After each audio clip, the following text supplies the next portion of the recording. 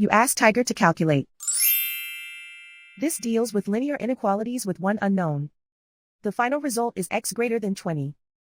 Let's solve it step by step. Group all constants on the right side of the inequality. Subtract 700 from both sides.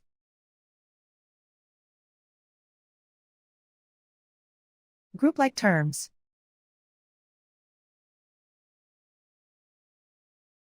Simplify the arithmetic.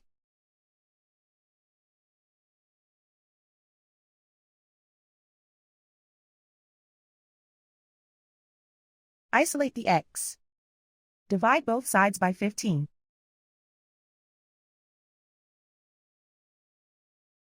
Simplify the fraction.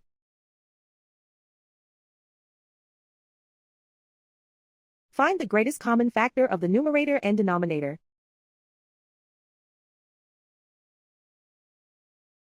Factor out and cancel the greatest common factor.